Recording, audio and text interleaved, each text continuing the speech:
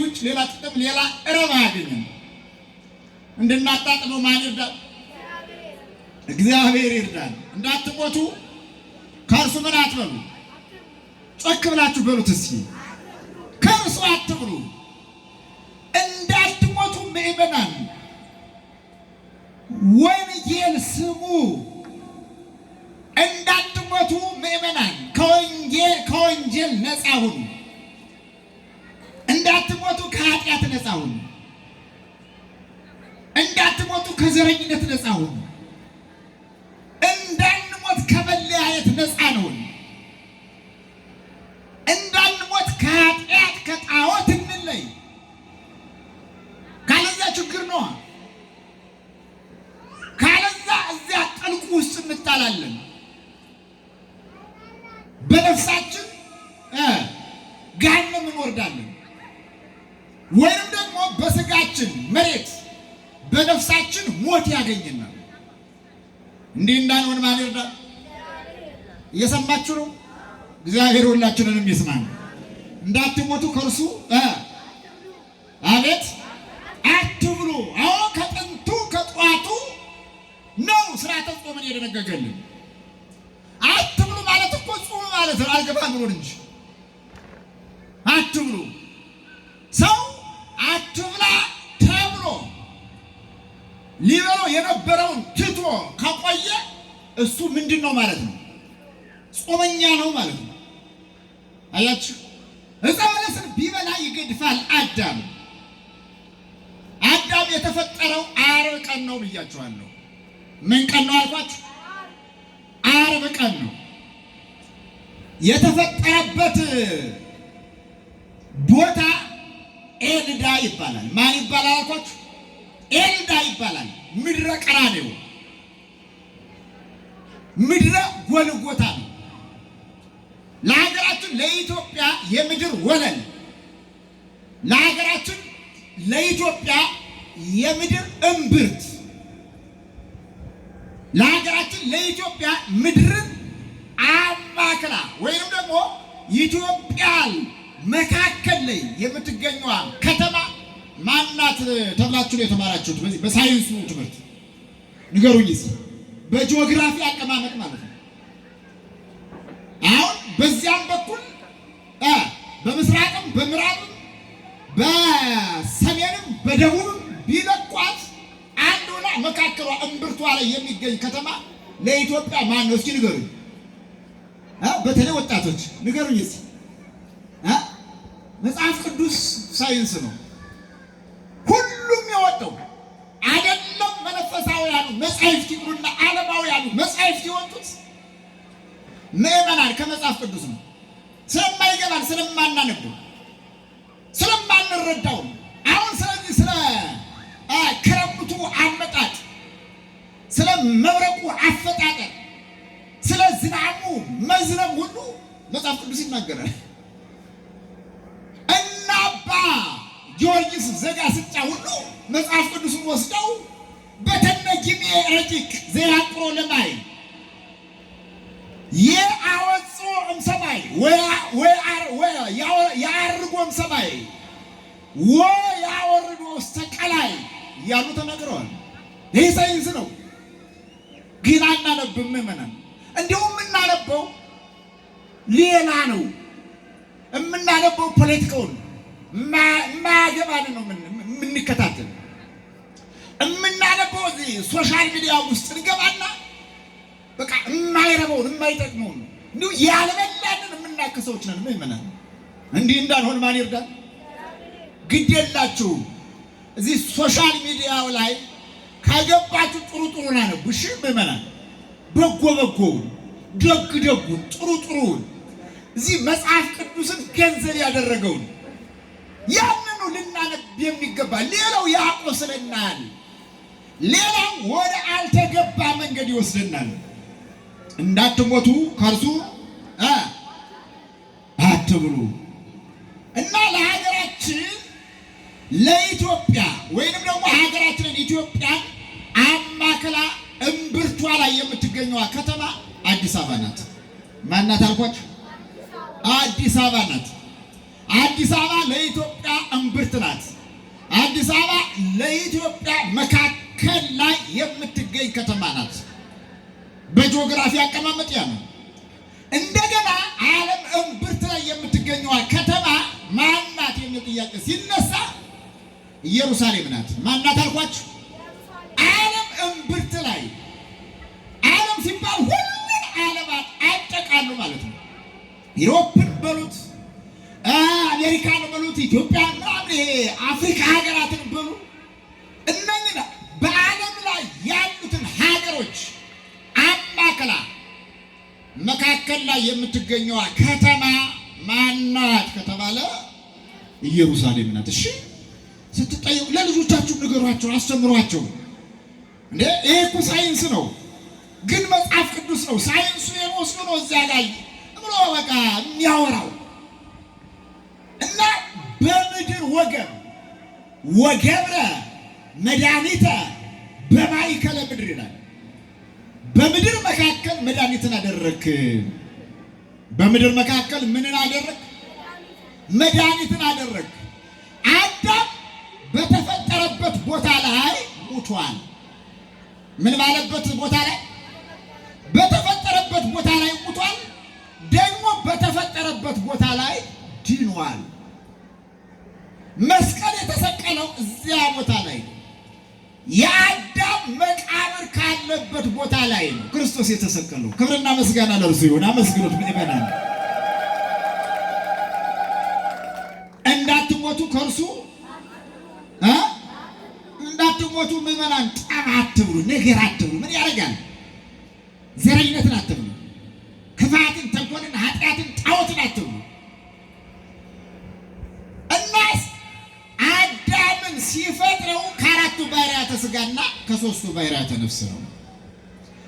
አራቱ ባህርያተ ሥጋ ማን ማን ናቸው የሚል ጥያቄ ከተነሳ ነፋስ፣ እሳት፣ ቀጥሉና ውሃ፣ መሬት።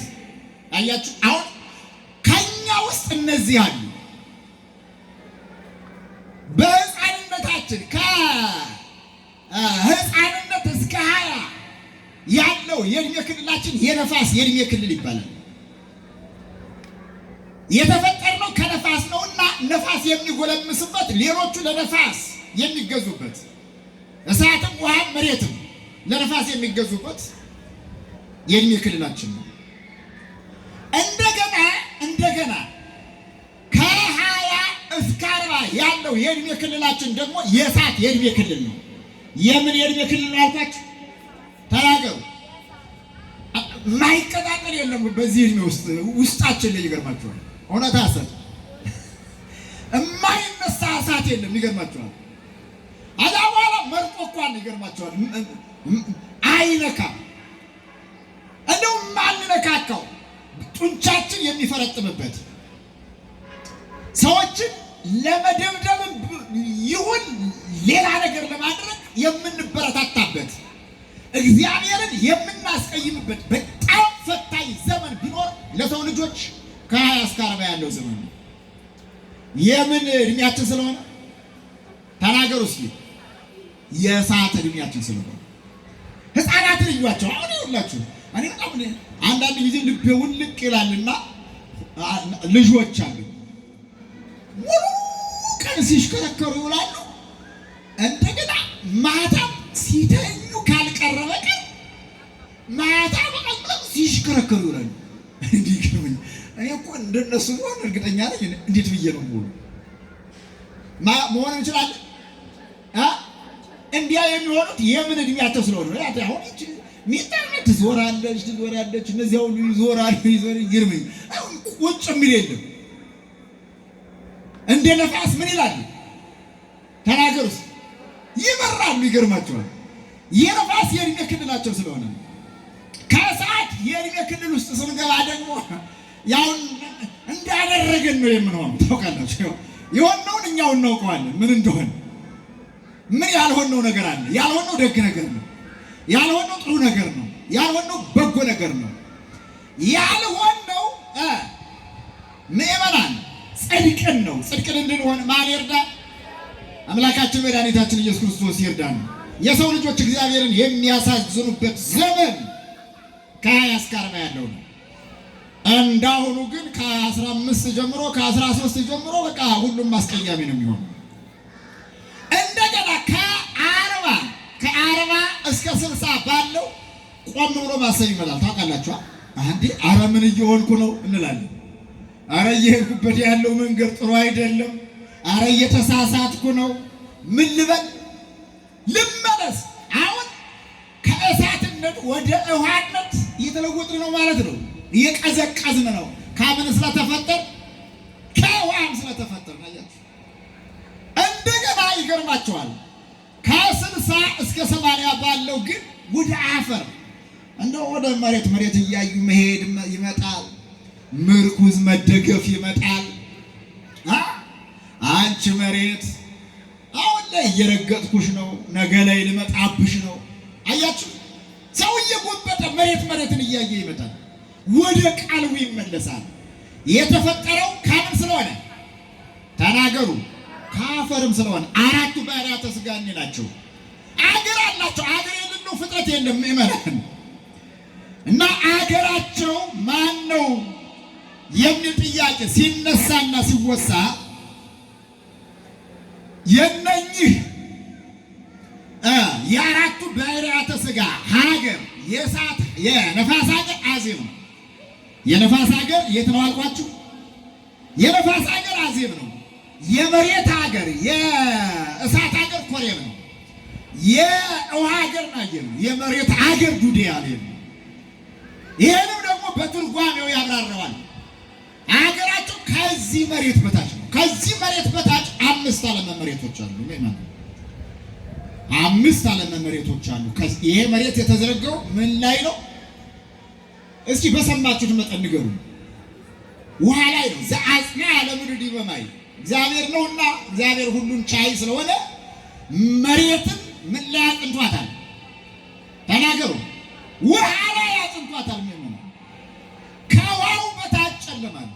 ከጨለማው በታች እሳት አለ። ከእሳቱ በታች ነፋስ አለ። ከነፋሱ በታች ደግሞ መሬት አለ።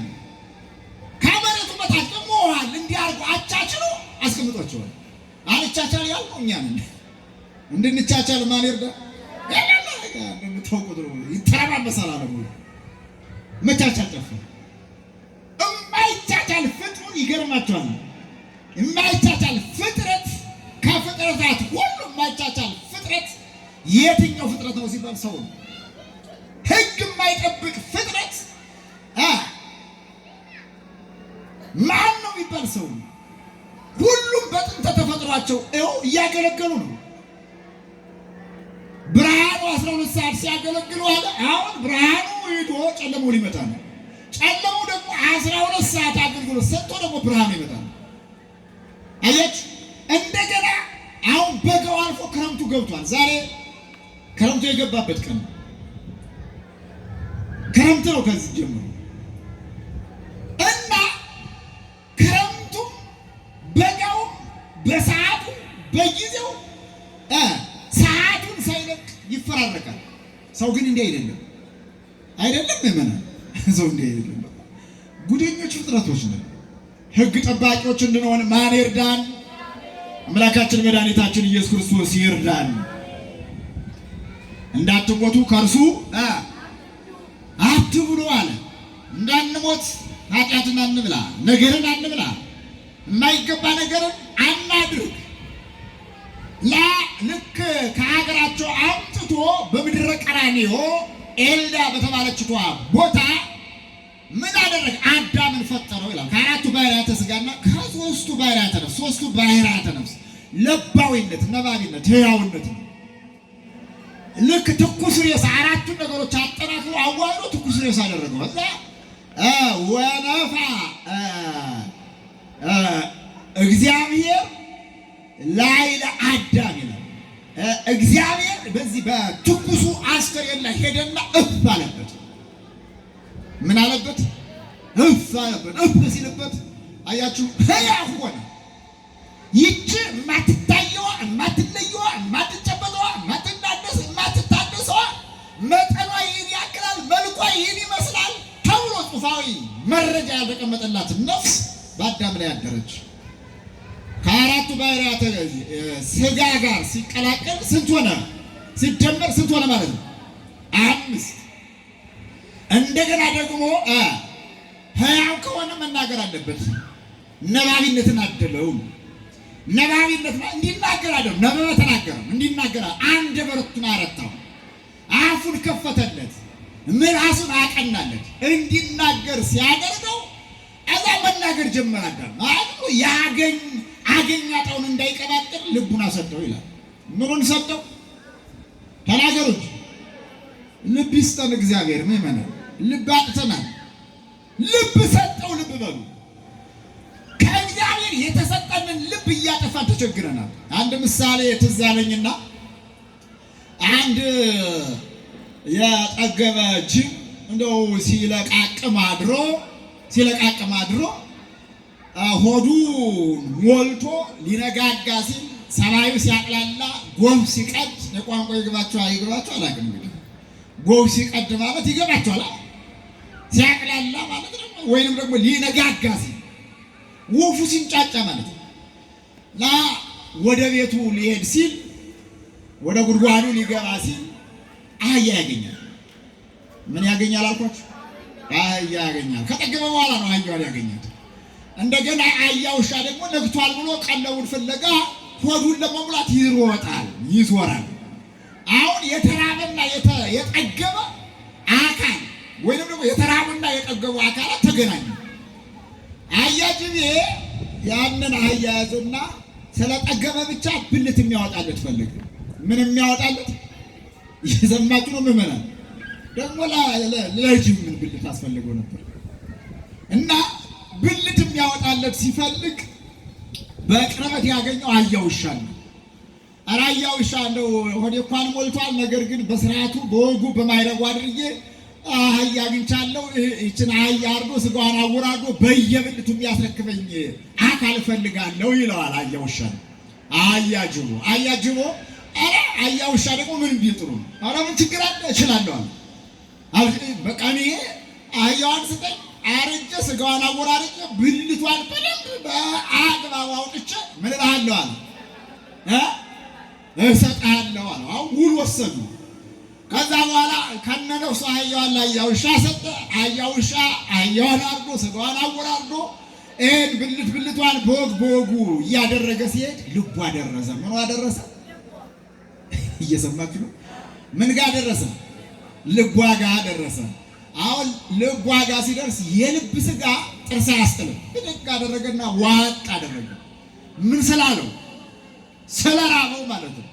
በላና ከዛ በኋላ ሌላውን ስጋ ላይ ያጅቦ ሲያስረክብ እየቆጠረ ሲያስረክብ ምኑ ጎደለ? ምን ጠፋ? ማርያም ንገሩ እንጂ ምን ጠፋ? ልብ ጠፋ። ኧረ እግዚአብሔር ልቡናችንን ይመልስ። ልብ የለም ምእመናን፣ ወርቆቁን ያዙት። ከዚያ በኋላ አያጅቦ እንደ ልቡ አሳለ። ልብ ቢኖራትማ መች ትበላ ነበር አለ። አያችሁ፣ ልብ አጥተን ብዙ ጊዜ እንከስራለን። ልብ አጥተን ብዙ ጊዜ ኃጢአት እንሰራለን። ልብ አጥተን ብዙ ጊዜ እንበድላለን። ልብ አጥተን ብዙ ጊዜ እግዚአብሔርን እናሳዝነዋለን። እርሱን እንዳናሳዝነው ማን ይርዳን? አምላካችን መድኃኒታችን ኢየሱስ ክርስቶስ ይርዳን። እና አራቱ ባህርያተ ሥጋ ከፈጠረ በኋላ ሦስቱን ባህርያተ ነፍስ አደለው። ከዛ ይገርማቸዋል። አሁን ስለ ነፍስ መልክ፣ ስለ ነፍስ የኪሎ መጠን በመጽሐፍ ቅዱስ ክፍል ውስጥ አልተጻፈም። በልዩነት አክብሮ አራቱን ባህርያተ ሥጋና ሦስቱን ባህርያተ ነፍስ ከአንድ ላይ አዋህዶ አዳምን ፈጥሮ በልዩነቱ አከበረው ይላል። በምን አከበረው? ሰው ማለት 7 ግብር ያለው ማለት ነው። 7 ይልና 7 አደረገ ይላል። ሰው ማለት ምን ማለት ነው ብለው ሲጠይቋቸው ሰው ማለትማ 7 ግብር ያለው ነው በሏቸው። 7 ግብርስ የት ነው ብለው ሲጠይቋቸው ነው አሁን የዝርዝር ናቸው ንገሯቸው። አካዳመጣችሁ በቃ ለሚቀርብላችሁ መልስ ስጡ፣ መልስ ለመስጠት የተዘጋጃችሁ ሁኑ ይላል እና በተፈጠረ በ40 ቀኑ የተፈጠረው በምድረ ቀራንዮ ነው። የተፈጠረው ዓርብ ቀን ነው።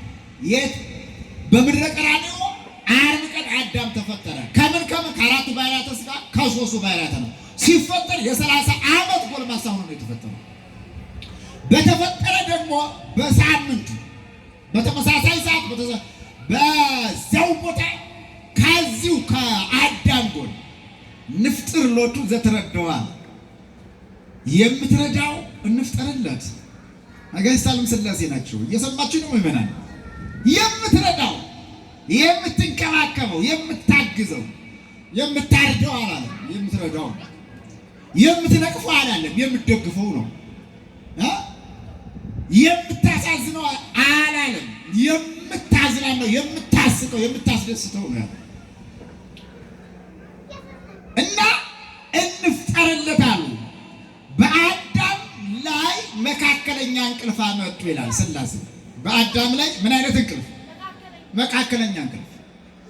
ማእከለ ነውም ወነቂም። በዚህ በእንቅልፍና በመንቃትና ባለመንቃት መካከል አደረጉና ከአዳም ጎን ሥላሴ አንዲት አጥንት ይነሱ። ስንት አጥንት አልኳችሁ? አንዲት አጥንት እነሱና የአዳምን ያችን አጥንት የነሱበትን የአዳምን ጎን በምን ሞሉት? ተናገሩ። በስጋ ሞሉት ነው። በስጋ ሞሉት። አያችሁ? እና ለምንድን ነው አዳምን መካከለኛ እንቅልፍ እንዲይዘው አድርገው ከአዳም ጎን አጥንት ያወጡት ወይም ሔዋንን የፈጠሩት የሚል ጥያቄ ሲነሳ ነቅቶ ከጎኑ አንዲት አጥንት ቢወጣ ኑሮ አዳም አላስወጣም ብሎ ይሰማዋል፣ ያመዋልና አላስወጣም ብሎ ፈጣሪም በተጣላ ነበር፣ ፈጣሪ በከለከለ ነበር። እንደገና ደግሞ ፍጹም እንቅልፍ እንዲይዘው ትርጓሜ የሚያሸው ለዚህ ነው። ፍጹም እንቅልፍ እንዲይዘው አድርጎ ሔዋንን ከአዳም ጎን ወይም